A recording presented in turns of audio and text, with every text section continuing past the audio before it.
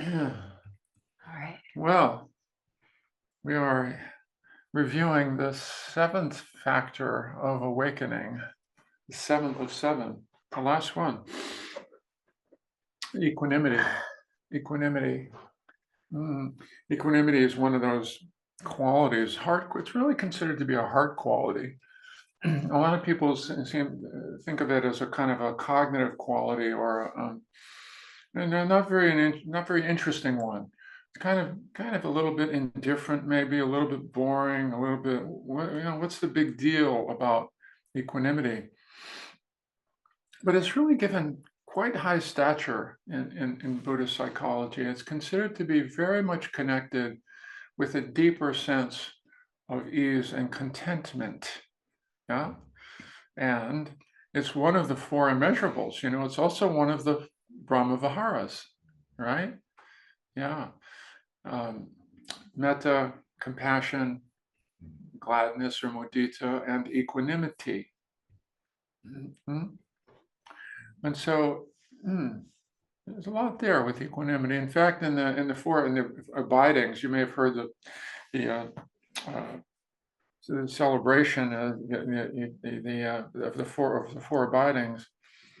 I will abide, pervading the all-encompassing world, with a heart imbued with equanimity, abundant, exalted, immeasurable, without hostility and without ill will. That doesn't sound like a little boring relationship to experience, does it? Abundant, exalted, immeasurable. And uh, it's not something that shows up right away in meditation, except in very very small moments for us. It will happen along the way. It will happen gradually, like all of the meditation practices. There'll be a gradual experience and appreciation for the quality of equanimity. Hmm?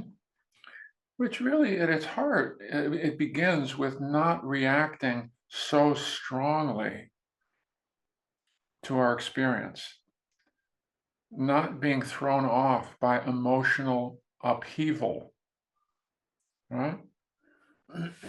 by more dramatic responses to our experience, whether high or low. Hmm? Whether high or low, even equanimity is even considered a bit more refined than exuberance, for example. Although that's wonderful too. Yeah, there's nothing negative to say about that.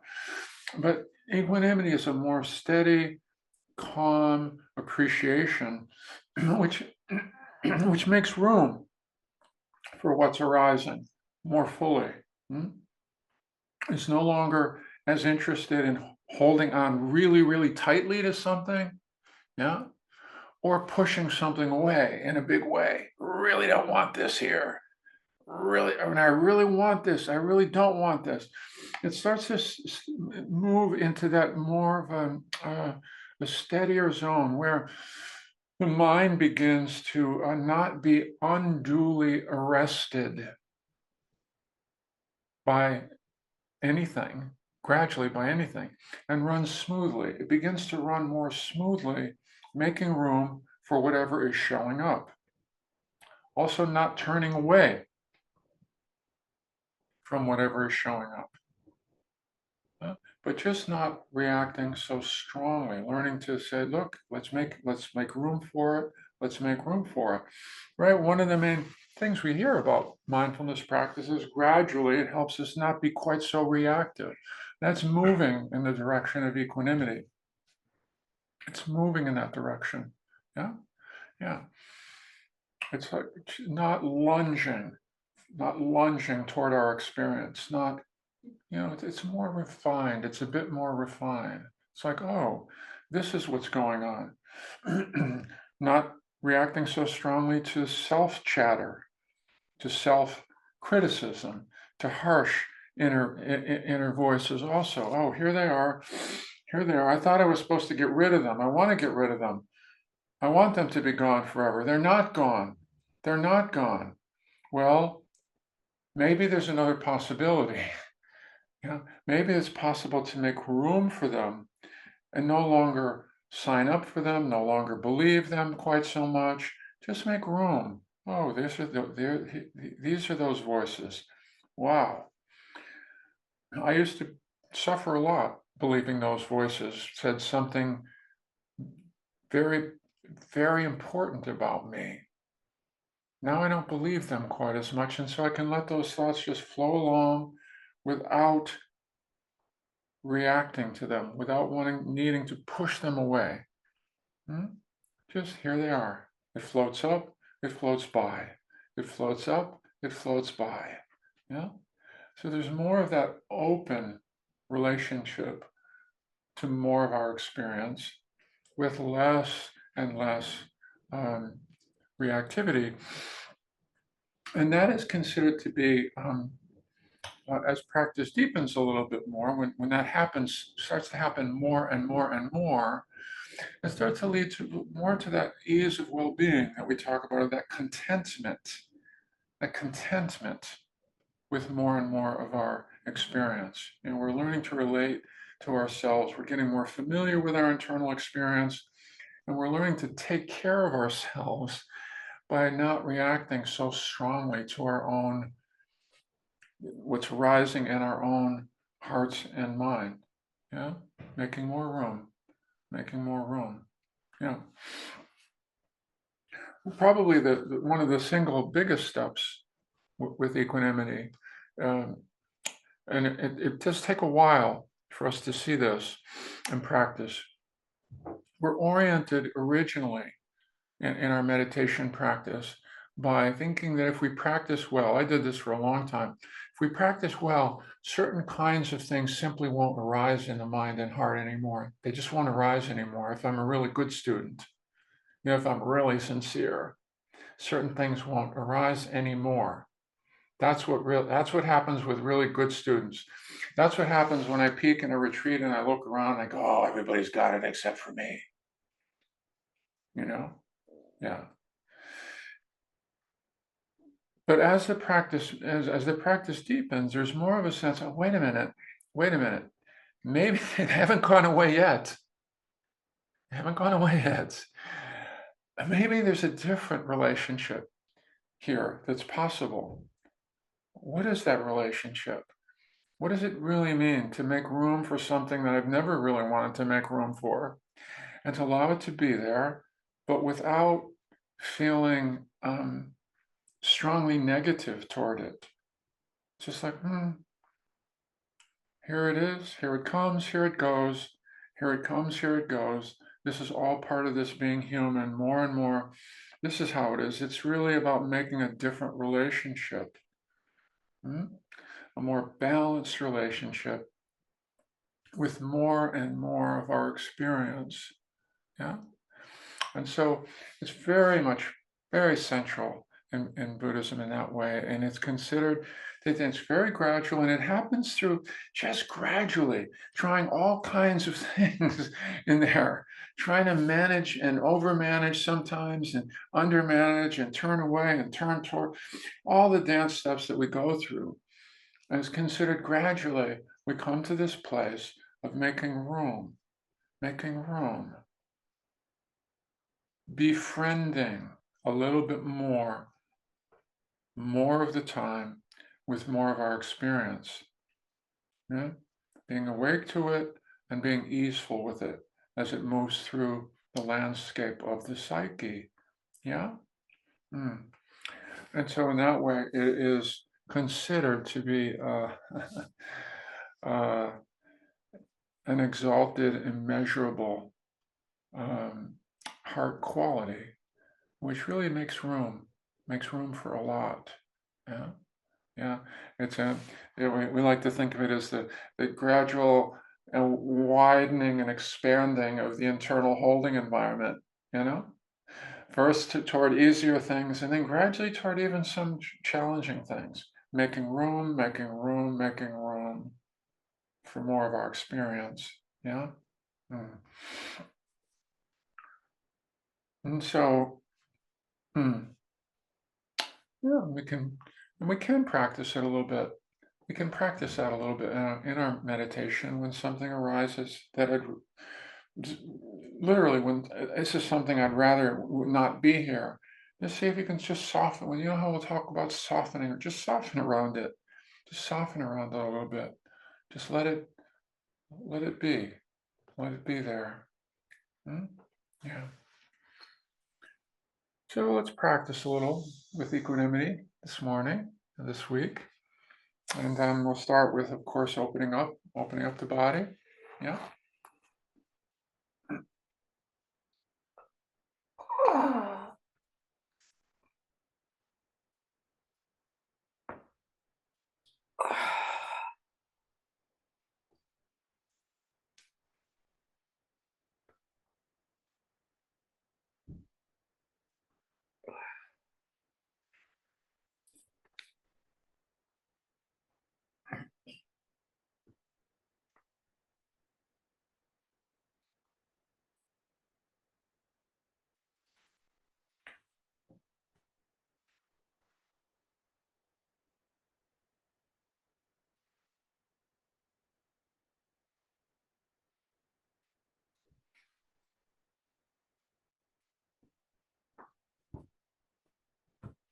You know, in the divine embodings, I love that the very ending of that.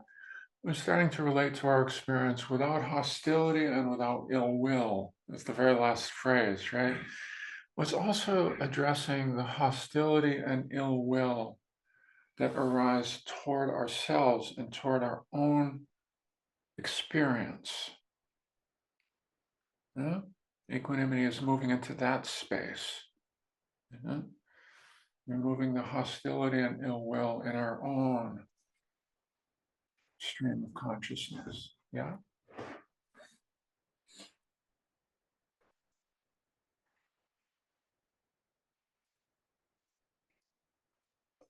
So when you're ready, beginning to slow it down, the movements, and then lightly closing the eyes. Maybe there are still a little rocking or swaying, little adjustments.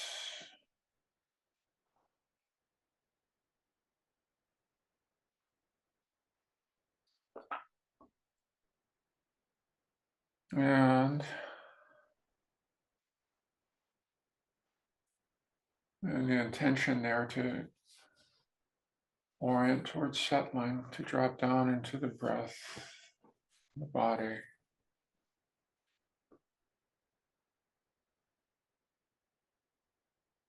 The breath is already moving.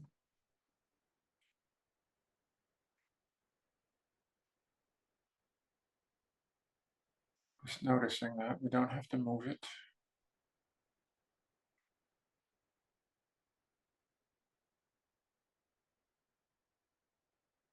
We can gently orient toward a comfortable breathing.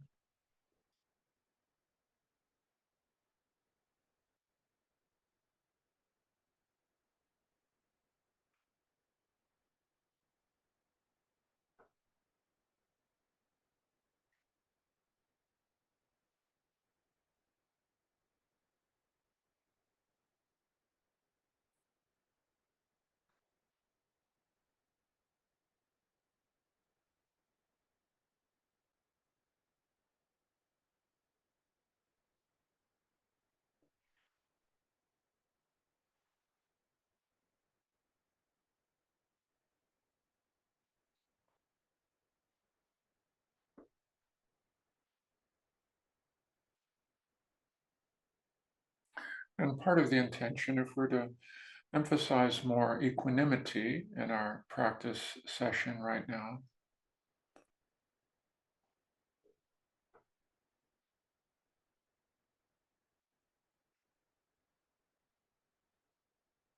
is to remind ourselves that everything that arises, that is about to arise in your experience, has a right to be there.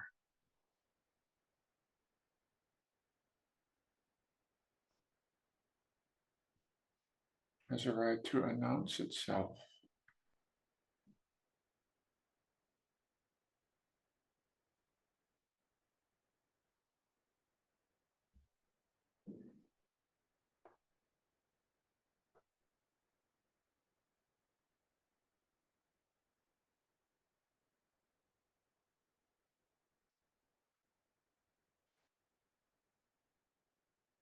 And so we make room for whatever shows up in our practice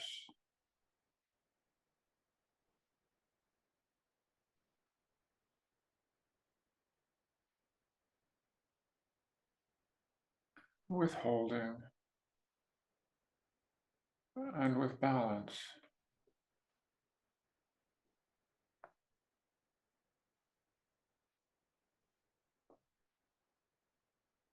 and with care.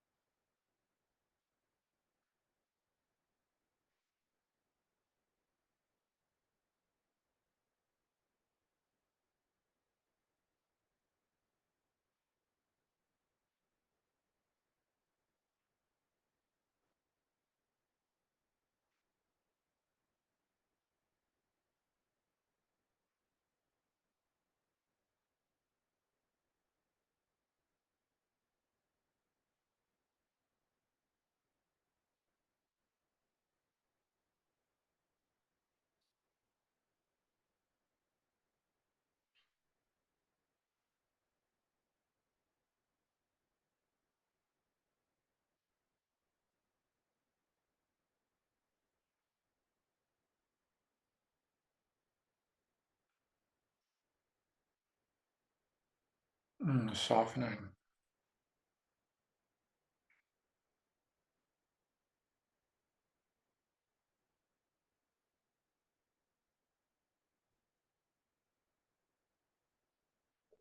Softening and welcoming whatever's arising in your experience.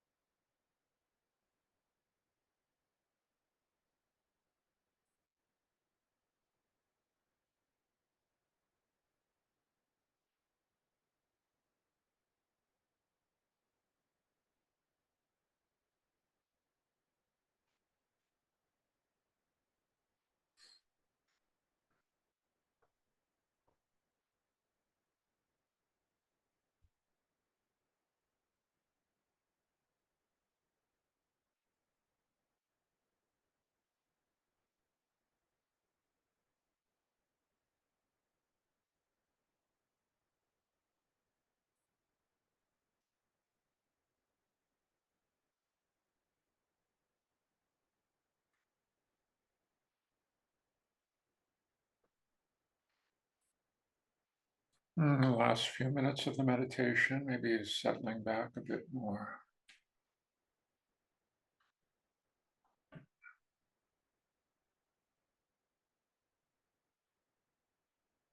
and receiving your experience.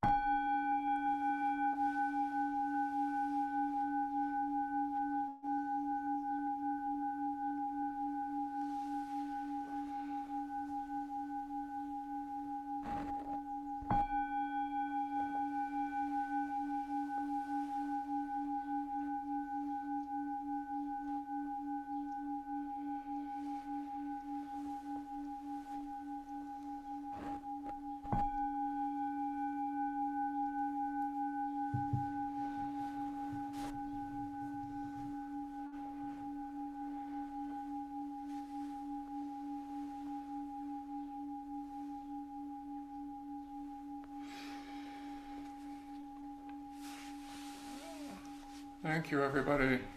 Thank you. Thank you.